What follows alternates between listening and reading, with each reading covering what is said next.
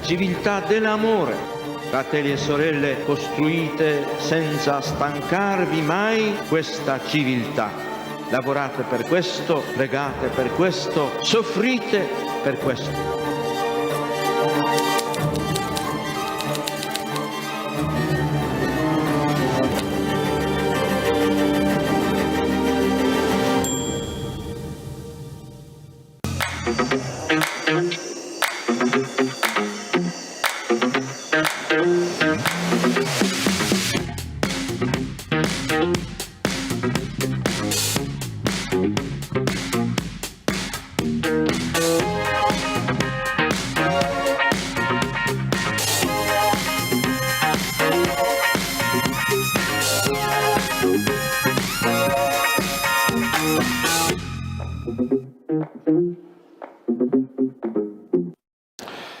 Buonasera a tutti. Good evening.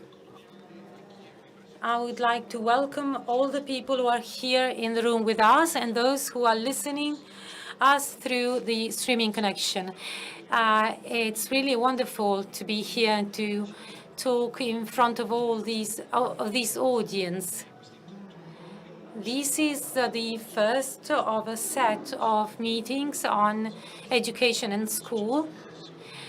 In cooperation with Diesse Association, DiSAL, Compagnia delle Opere Educative, and Rischio Educative. These are all associations that deal with training, refresher courses, and education in general. The issue of education has always been a priority for our meeting, and it is so this year especially. Because of the title, A Passion for the Person.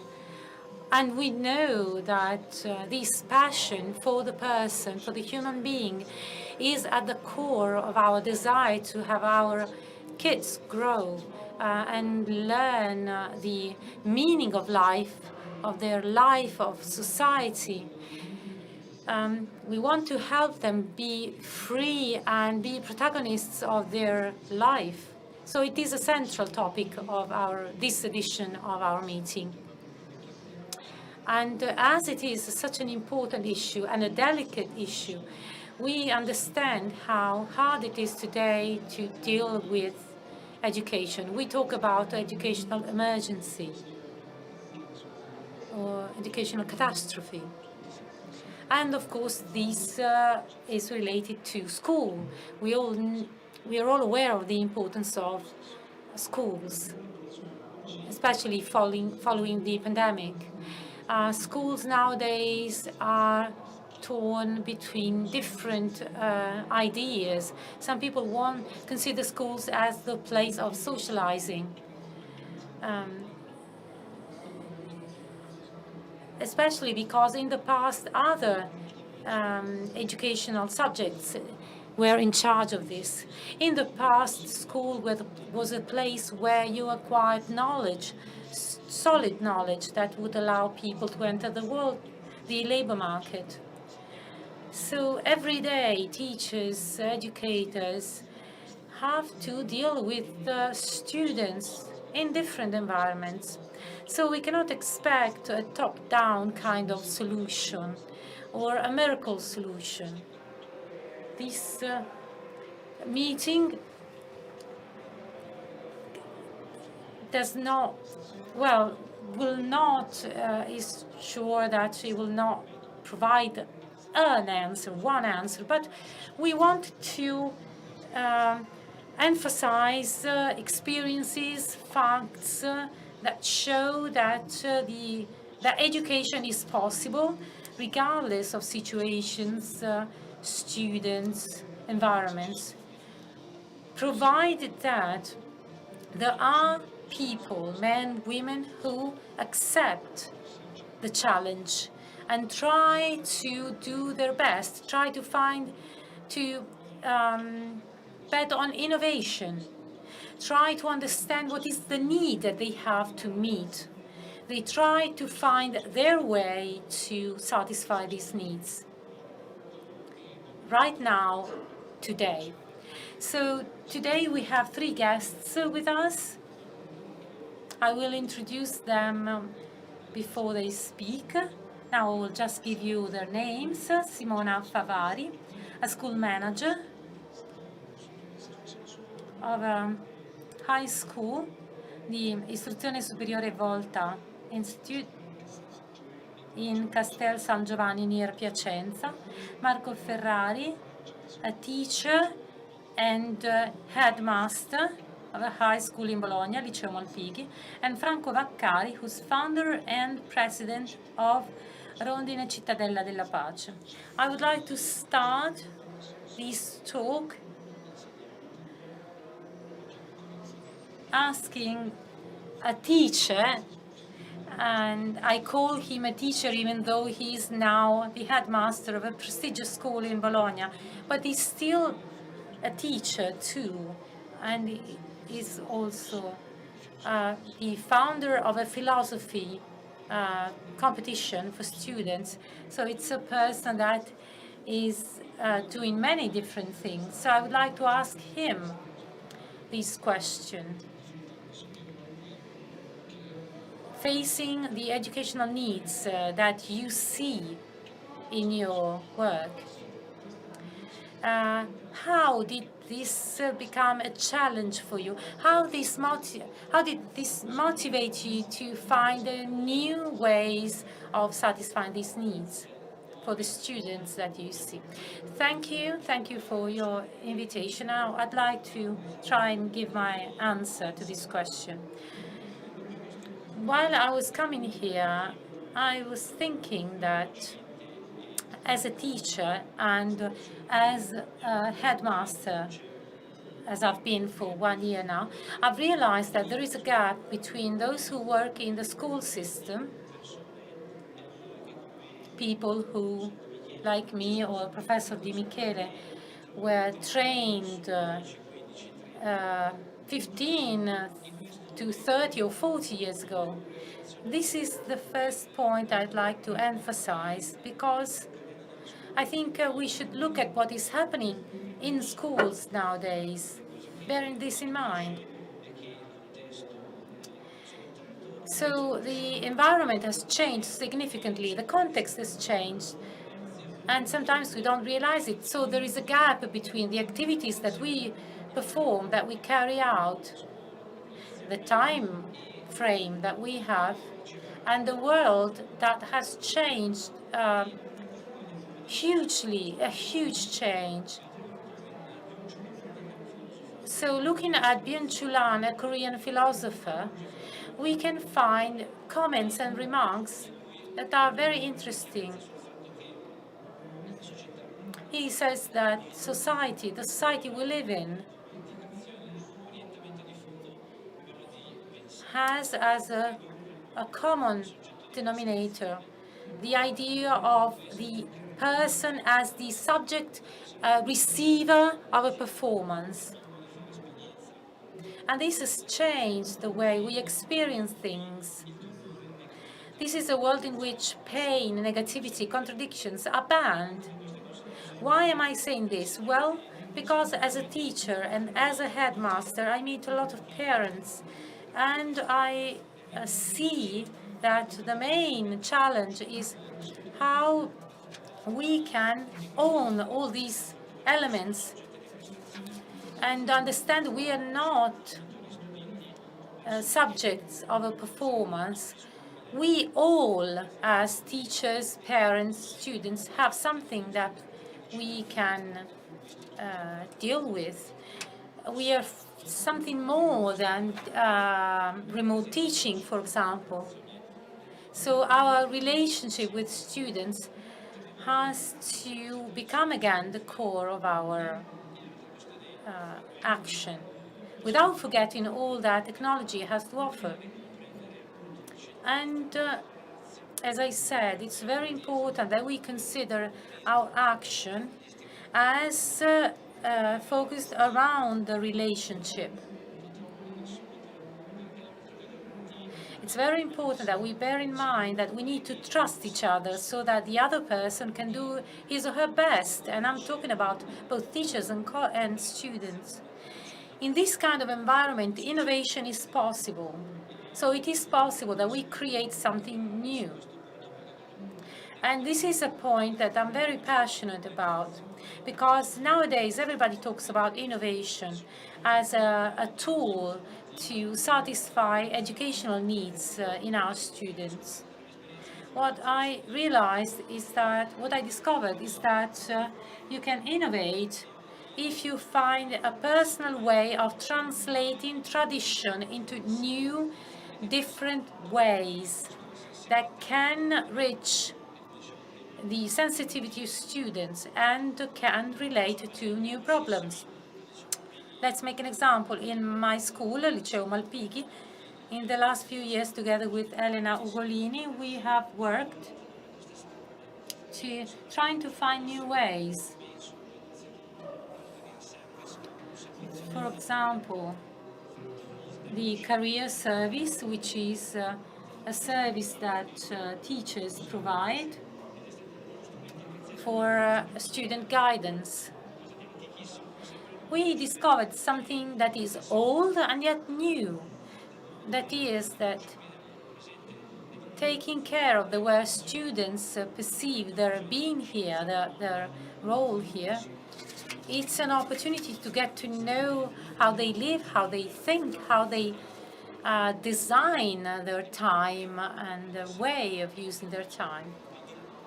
We've also created the so-called Malpigi Lab, which is a lab where we carry out design projects, robotics projects. We meet companies, associations, where we create what we call as windows. Windows on world that we feel as very far from day-to-day didactics. For example, mechatronics, the digital world. So we get to know the world of labor through our Malpigi Lab project.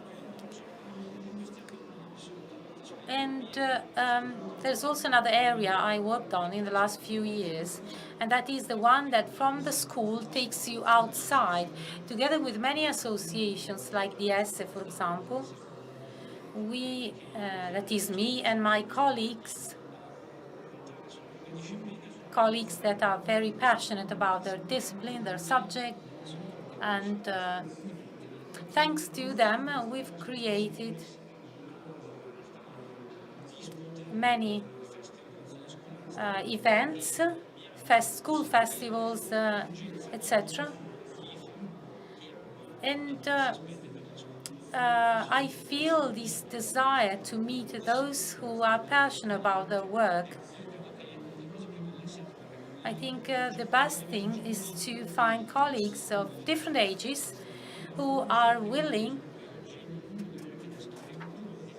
who may come from different backgrounds, different kind of trainings, but we may discover that there is one common denominator, the desire to find a way to obtain the attention of our students in a world in which, social medias, TV series and so on distract them. So I think this is the way to go.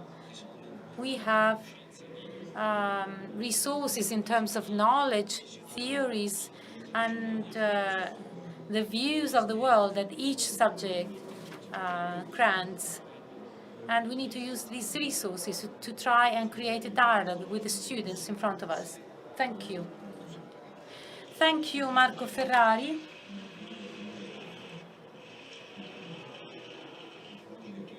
I think this ability to innovate is the result of an ability to look at the real situation, trying to join together what is old and what is new, to try and find new solutions for a new situation, so that things that we may feel are old can become new as a new tool. Now, the question to Simona Favari. This issue that is so important for teachers, and this passion that teachers show is the same passion that school manager has to show. In your case, you are a school manager for several schools in different environments. So my question would be, from the point of view of a headmaster, of a school manager that has to guide an institution with many stakeholders that are looking at the way you organize things, how did you react to this challenge? How did you manage to transform your passion into your work? Well, thank you for inviting me. When I was asked to be part of this event, I had the opportunity of thinking about my role as a school manager. Because when we work, we are always full of things to do, thinking about the new year to come, thinking about what we have to do. But I think it's very useful to go back and look back at what you've done, what you've built, and think back. So this was an opportunity for me to have a look at what I've done, trying to look for a map in this road I've been going along. I've been a teacher for 20 years, and I had the opportunity to teach in all levels of school, of education, from primary school onward. So I've been a school manager for 10 years. I started in a school in Piacenza. I stayed there for 3 years, and then I managed other schools. But I kept that school. And so I would like to focus on that because it's the longest managing experience. That school in Piacenza is a very complex school because we are in an area of that city and a popular area, a high level of immigration. Piacenza, after Prato, is the city with the highest number of students with non-Italian citizenship. And as it often happens, there is no uniformity in the distribution. In our school, we have an average of 50% of foreign students. In some schools, it's even 80%. And the situation is a very critical one. A lot of poor families, financially poor, but also educationally poor, and a lot of social unrest. So families themselves were asking to enroll students elsewhere because they were saying there are too many foreign students there. And so that was a problem for us.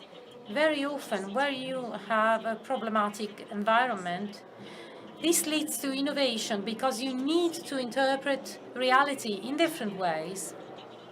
So I think that all those who work in the education field should think about what it means to be an educational institution, especially today after the pandemic, after all the schools that were shut down. So I think we should go back and reflect on what it means to be a school, what kind of people we want to educate. And I realized immediately that I could not make the difference. I had to create a group of people, and together we had to look for new ways, new solutions through dialogue, debate, and sharing. And together with this group of people that are with me, we've worked for 10 years together. Some of them are here today with me. And we try to work on 3 different areas. First of all, what do you think it's worth teaching and learning today? Well, teaching needs educating and means educating. Educating people on how to be in this world. This is a complex world with a lot of points connected in a network. Order and disorder coexist. There are different points of views. Solutions are never unique. So we need to create people who are able to find new solutions to new problems, not people who are able to give answers to predefined questions. So the traditional educational model that teaches you to isolate objects from their environment is no longer the adequate one for the 21st century. So we need to change the way we teach knowledge. We need to change how we teach. We need to think about what we teach, but we should also think about how we teach it. And the main principle is strengthening and supporting the willingness to learn, the curiosity in our students. Very often in our schools, especially when we move to higher levels of knowledge, we kind of smother this curiosity. And all that is left is the desire to pass the examination. So after this, we realized that in order to create a project, we needed to mobilize a so-called collective intelligence. We needed to find new resources in our territory, in our surrounding areas. We needed to adopt a systemic kind of approach in which each person was focused on the common good. At that point, we had to think about where, that is, the environments. We need to renew our learning environment because our schools are environments in which beauty is not always present. We know that space is the third educating principle. So we started taking care of environment. We started thinking about the time of learning. Because we have school programs, we are always in a hurry. And so the risk is to have cognitive overfeeding. And this doesn't help. Learning needs time. So this was our kind of innovation. Innovation is not creating something new in the school environment. It's the ability to look at reality with a different outlook, with a different perspective, facing problematic situations with a creative approach, in a very purposeful way. Innovation is created thanks to curiosity and the willingness to take risks. So it's a creative implementation of an idea that we may already know, but which is implemented in a new environment. So innovation is a common, let's say, challenge, something that involves us and mobilizes energies. So we need to work in order to obtain common and shared trust. That is why I often say to teachers that we need to trust one another, and we need to share our view or our vision of future, so that everyone will feel responsible of its own part of the path. So I tried to create a system where everybody gives his or her own contribution, trying to inspire them to have a shared view and a shared passion. Thank you. Thank you.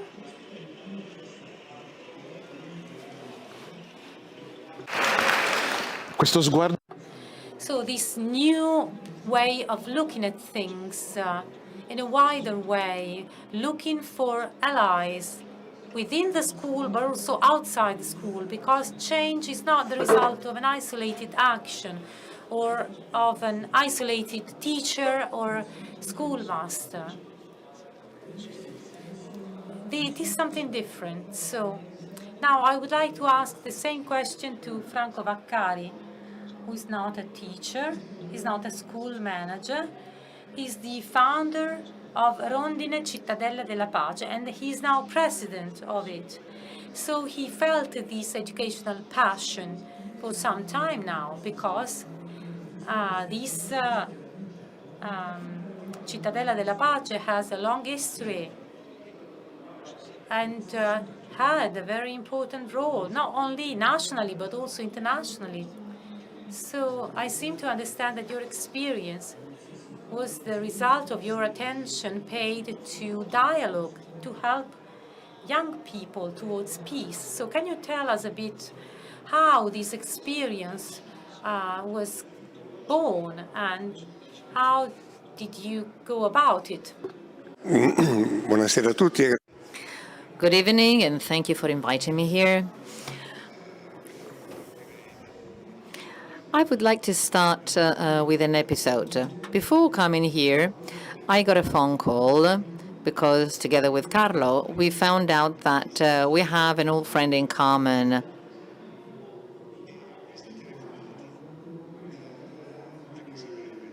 It was a short phone call, but it's like this phone call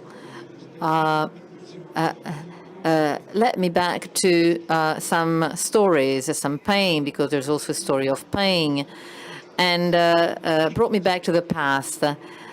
It's as if we had always been together for 20 years, and we had found again the same resonance, I would say. And this is something that we can all share. I mean, this is a history of relations that we have been nurturing for a period of our life, then we left them, and then as soon as we reestablish this relation, just by magic, we start again from where we stopped. And this is not magic. This is the meaning of relations. This is what the relation is. When two people give each other time and space and give each other life. And this is how they make up a story. And having a story is like having a thread which is always there and which is always connecting you. So this is my starting point, to show that the strength of relation is the answer that we have to give in education, especially at a time when people are bewildered, people are fearful, and when people are fearful, they look at themselves. They are more inward-looking, and other people are sent far away because they are perceived as threats. So, nurturing relations means having a permanent fil rouge, I would say, between two people. This is why every educational project must be based on educational relations. Education is a nice word. We all like it. We all know what it is. But if we talk about educational relations, we give this word a specific connotation. And this is part of Rondine's experience. For the past 25 years, we've been hosting couples of enemies coming from places of wars. And we have found out in these young people, they are about 25, 28, we have found out that these pairs of enemies that have that were born and bred in the poison of war, they come to us, and at the beginning they are total strangers, but at the same time they have some common point, the fact that they are enemies. And bit by bit, they find out that they can build a new relation. Clearly, they must be supported in that. They must be given values, but they can do it.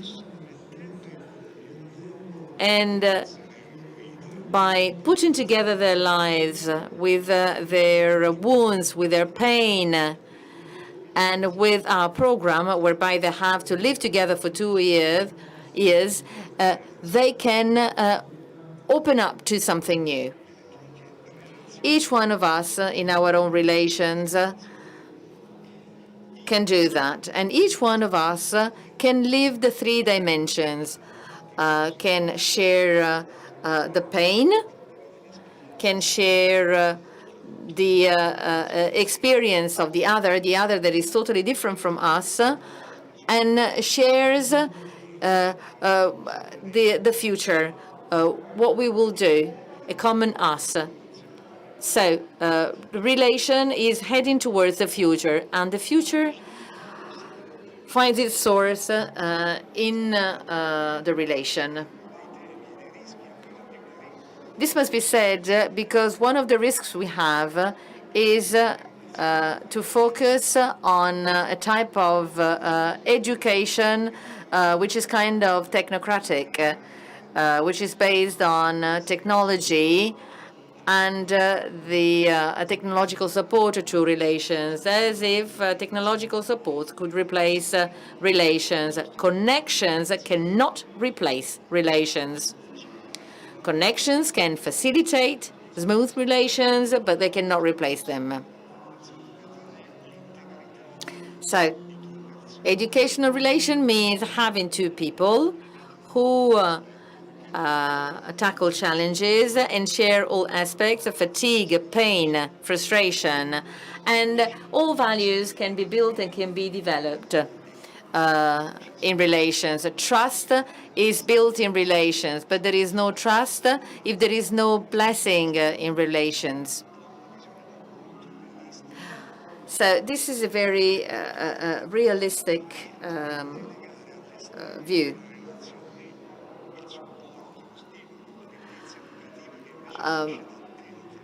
Inside the relations, there is a sort of educational richness.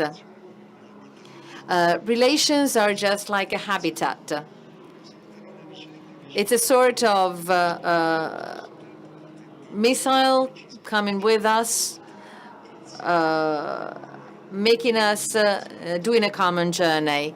And relation is also a risk, because the others are always a risk. We are never 100% sure about others. And if relations are nurtured by giving space and time, the time and space don't come back anymore. I'm a psychologist, so when I see relations that have come to an end, often I hear, okay, he dropped me, or we left each other, and I gave him back all the, or I gave her back all the gifts. But why the gifts? Well, because it was right. I mean, these gifts were not donated. If you donate, you lose. And losing connects us to death. And so it's hard for us.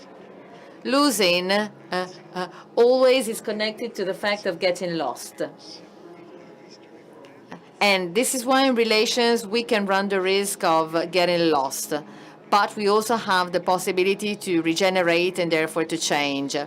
So we don't have to follow technocracy, but we have to rediscover continuously the value of relations. Beh, devo dire, molto stimolante questo intervento. Your speech gave us a lot of food for thought, and you use a word which is very dear to us, the word risk. In education, there is a risk, and the opposite of risk is surety. Eliot, there are said that there are worlds that are so perfect that nobody needs to be good. Just like in school, there are schools that are so perfect, there are entities that are so perfect that we would no longer need education, because education means taking risks. From this point of view, our session talks about standards. The word standard is somewhat abstract, somewhat fixed, strict. Whereas to us, this is something certain, because it's true, because it's real. And since it's real, it can be proposed to others, a proposal which does not have to be replicated, but from which a lesson has to be taken. Because, as was said previously said, we needed to look at things in a different way. So, in your own personal experience,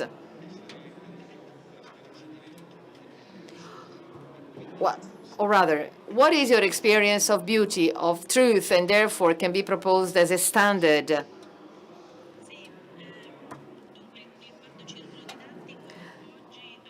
So after 10 years, we are the leaders of a network of education called the Scuole che costruiscono, building schools. Grouping together a large number of schools and teachers that do research based on specific educational principles. But I want to draw your attention on one of the projects that we've been working on since 2014. And this is the organization of an orchestra during school time. We have decided to take inspiration from José Antonio Abreu in Venezuela, where he built the so-called system. In 1975, Abreu in Venezuela considered music as a common asset and as a great opportunity to get young people closer to art and culture. And thanks to music and art, it took these young people away from the slums and the barrios. And this project has involved more than 350,000 young people in Venezuela. We drew inspiration from this project, and we started thinking about offering these children who are disadvantaged the opportunity to play a violin or a clarinet. Unfortunately, music today in Italian schools is not practiced, and we know that usually only the fact of playing music is a privilege for children. So we thought about giving this experience to children, to this extraordinary, it's an extraordinary experience. It's an opportunity not only to approach the beauty of music, but also to develop their personality and their citizenship. We know that music has an enormous potential from a cognitive and an emotional point of view. And doing music together, playing music together, can be an extraordinary democratic experience. So we started to ask for help. We needed resources. This project must be totally free of charge in schools. So we needed to buy music instruments and to support the work of musical aspects that are working with us. We found some entities that have been supporting us. This project started to be implemented. It grew over the years. This year, the project will be implemented in other schools and in high schools, and to us, this is the reason for satisfaction. I want to briefly show you how some of our children have assessed this experience. You will see that basically they don't make a reference to what they have learned in music, the technicality of music, but what this experience, the fact of playing an instrument, the fact of playing an instrument has given them the opportunity to work with others. As Sophia said to me, music is a shelter from loneliness. I was taught not to surrender and not to be afraid to make mistakes. And this is Sophia. My name is Sofia. I live in Piacenza, Italy. I speak Italian, English, and some Spanish. I play the violin. To me, music is a different world where I find a shelter when I feel alone. By playing, I've learned that I don't have to be afraid of making mistakes. In the future, I want to be a musician. Vladik comes from Macedonia. He plays the clarinet, and let's hear from him. Hello, my name is Vladi Morelli. I live in Piacenza, but I was born in Russia. I speak two languages, English and Italian. I play the clarinet. To me, the music is an open door. I learned that I cannot get anything without hardship. He learned that you cannot get anything without hardship. And now let's hear from Jovan. My name is Jovan, I'm 9 years old, and I attend the school Caduti sul Lavoro. I'm originally from Macedonia, but I was born and bred in Piacenza. I speak Macedonian and Italian. I speak Macedonian better because I speak it with my family. I've been playing the cello for the past 4 years. I really like it because it has deep sounds. I learned a lot of pieces of music, and I learned that it is necessary to stick to the time. And thanks to music, I've learned to be more tolerant, and I want to be a football player when I grow up, because I'm super smart and super quick. So he learned that it is necessary to stick to the time, to respect time, and he learned to become tolerant. To us, this is an enormous reason for satisfaction, because together with some university professors, we started to build up indicators to assess how this experience can accrue citizenship and develop citizenship. We're not interested in them becoming future music players. Some of them have found out that they are talented, and some of them are going to music academy. But we were mostly interested in developing their self-esteem and therefore giving them the opportunity to live a practical experience. To conclude, I'm going to show you a short video. It concerns the workshop that we made during the summer 2021. We had the opportunity to open up schools and to play, to have an orchestra even during the summer. And this is the final video of that experience.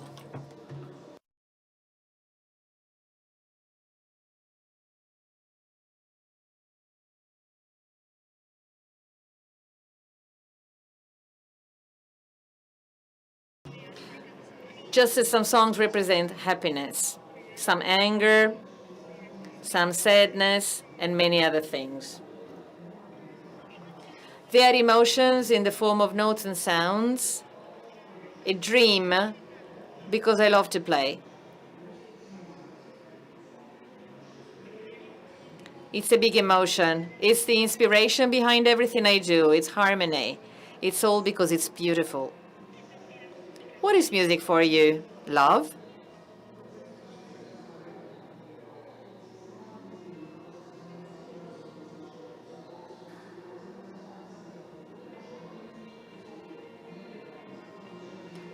"104 kids, 6 instruments, 7 teachers, 12 nationalities, 1 objective."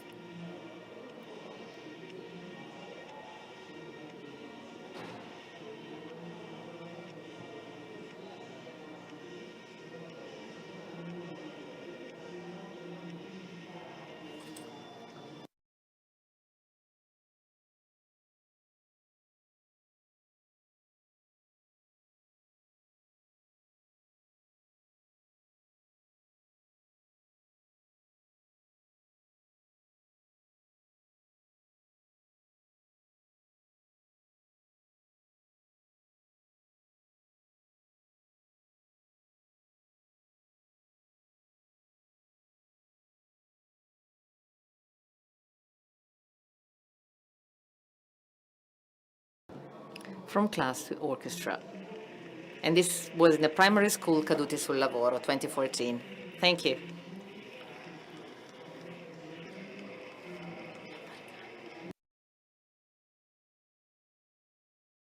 Thank you.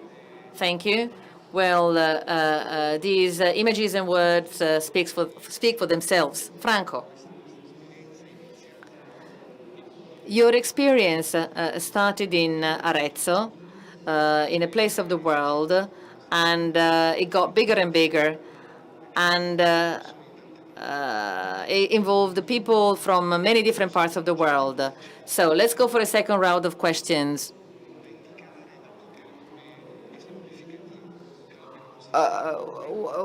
What is the most beautiful thing that you have learned during this experience? Okay, you have met many different people, many different realities, many different contexts.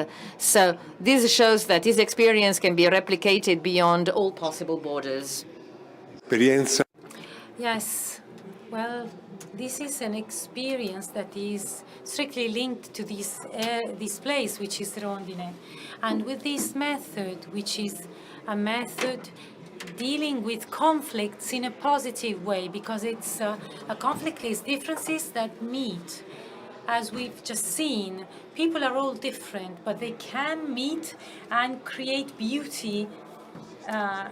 As an orchestra, for example, this method is now spreading to Italian schools. In September, we will have the first 13 Rondine classes. The features of this method is, first of all, we train the teachers, helping them to rediscover the relationship as an educational value.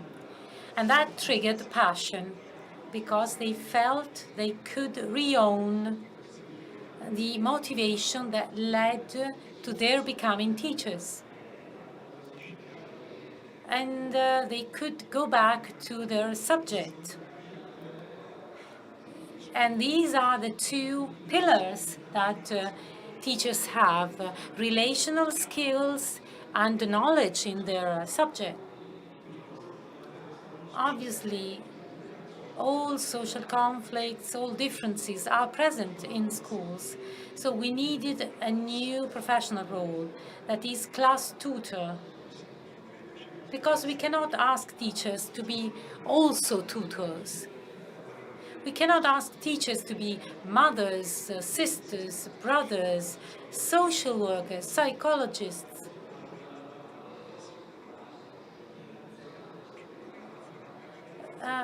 And we cannot involve other professionals that will transform school into a medical issue. Conflict is just part of existence of daily life. It's differences meeting. So there's conflict every day when differences meet. We need to find the right alphabet, that is the right language, to be able to transform this into energy and growth. And this is what the tutor does. We've created the first group together with Università Cattolica del Sacro Cuore, the university. And so we have classes with trained teachers. So this tutor facilitates relationships. And this will show that relationship have the energy for innovation. And so in order to obtain cohesion, to fight against school dropout rates, we need to not rely only on a teacher, on the single teacher. We need a professional approach. We need to activate all the positive energies that a relationship create. A class is a real community. And I'd like to conclude by mentioning an experience that I had. I'm a friend of Liliana Segre, and she often talks about the day in which at school they were calling roll, and she was absent. And 4 friends asked, where's Liliana? All the others were not interested. So a cohesive classroom would have asked something more. So not just the 4 friends of Liliana asking. If the class as a whole finds cohesion and creates the educational environment that is suitable for the class to live, to profit, to go on. This is what the school needs. Thank you.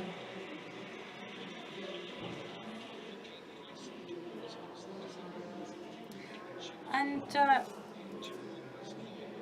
I was wondering, isn't there a risk of in asking the teacher to be a psychologist, a social worker, a doctor, when what you were saying is that a teacher is an educator and cannot be all these different roles? Well, each one of us can have a teacher that listens, each one of us can remember the teacher that listened to him or her in a critical moment. But I think all of us remember those teachers that were able to convey their subject through the relationship they created. If this is done, then I won't desire to leave school because I will feel fine at school. Well, I think this is a very important point, especially going back to Franco Ferrari, because the meeting point between the student and reality is the hour of teaching that he or she receives, so the meeting with the teacher. During this year of pandemic, we realized that the real problem was not distance, but how present the teacher can be, because you can be present through technology. So what is your suggestion also to conclude our talk? Well, I would like to answer to the questions that have been asked.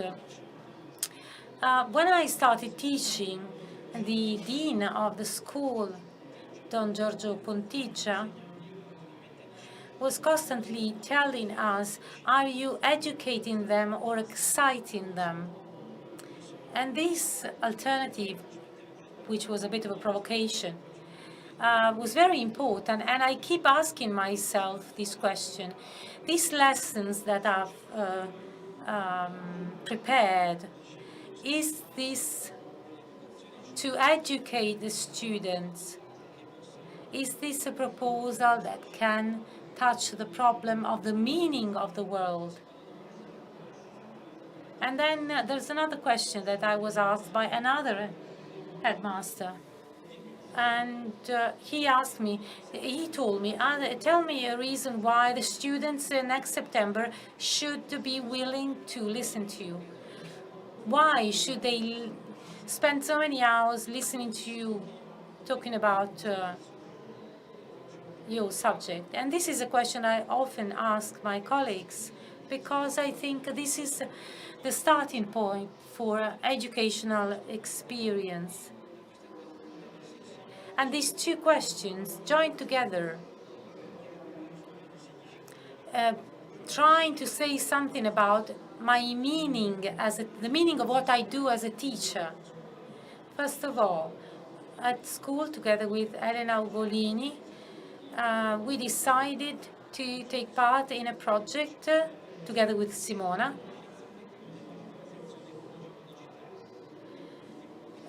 for a high school, which is a challenging school. We were trained by Politecnico, Università Cattolica, so we received different kinds of training for 6 months, and in September there will be 28 first classes. I think this is a challenge. This may cause some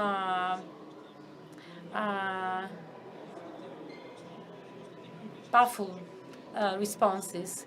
But it's a challenge because I have to rethink, redesign my curriculum. I have 28 schools all over Italy. How can I meet all of them? So we did this on a language, a foreign language high school. We had to modify the way we taught. And this year there will be a fourth category in our competition, which is the Philosophical Monologue. The students always work in a team on a specific topic. So this year we added a new category, as I said, because we thought that thinking about a philosophical issue together with a colleague, a teacher, then you try to say it through a video, then you will have to say it in a theater. So there's a lot of things included in all this. And this is the result of dialogue with the people surrounding us. Then one last point of how those two questions I mentioned before worked for me. We created a festival, a school festival, together with some colleagues. This is a place in which we try to, through kind of a TED talk in which each school has 20 to 25 minutes, we try to talk about a topic, an issue. And we really saw exceptional experiences and examples of different levels of education, different levels of school.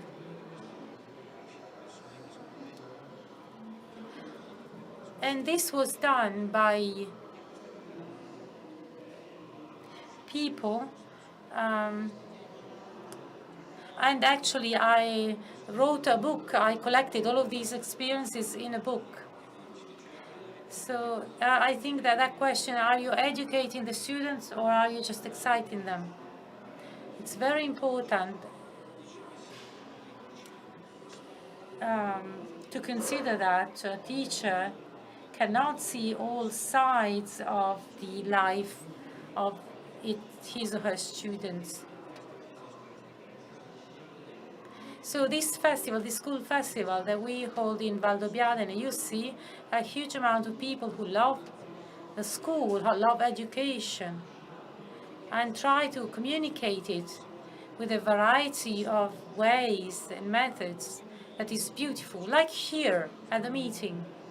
So when you asked us about our priorities for education, I think it's these two questions. When I'm with them, am I educating them or am I exciting them? This is a very important question. And then the second question is, what do I contribute to them so that they will feel like investing time to listen to me? As schools and as teachers, we have a huge work to do, and we've started doing it, is to work on assessment. Because if you tell me how you assess, I can tell you what kind of teacher you are. So we are working in this direction. We are thinking about cognitive resources, processes, and attitudes and approaches. We also try to map all of this because we need to pay attention to all these aspects together. Otherwise, there's something always missing. And if you work on trust, on recognizing what other people have done, then the student and the class feel that they are the object of trust, the receiver of trust. And so they feel within to be part of an open world.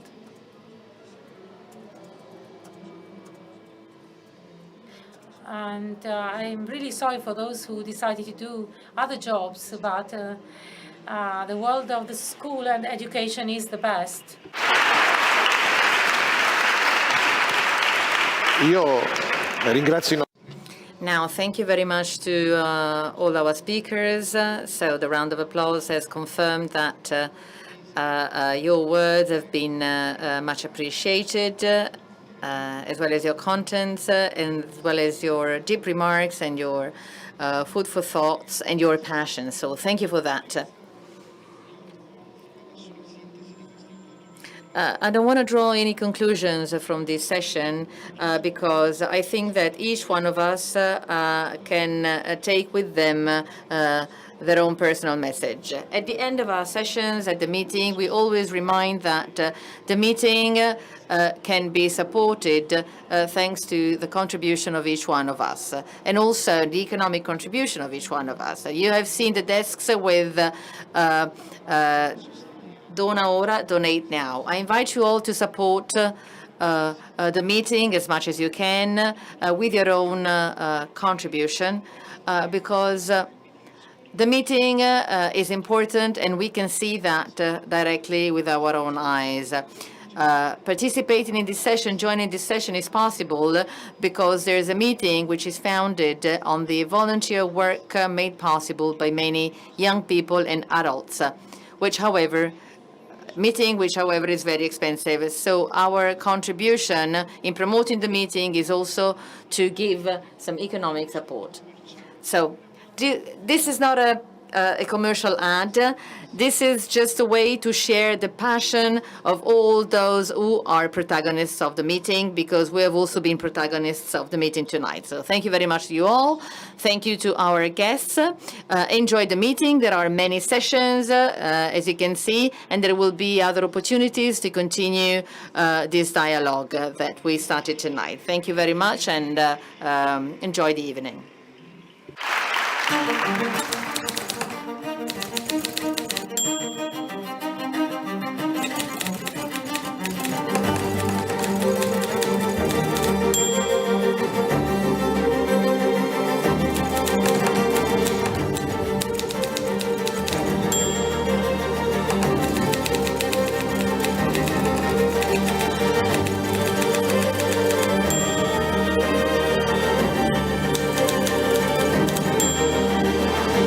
Civiltà dell'amore, fratelli e sorelle, costruite senza stancarvi mai questa civiltà. Lavorate per questo, pregate per questo, soffrite per questo.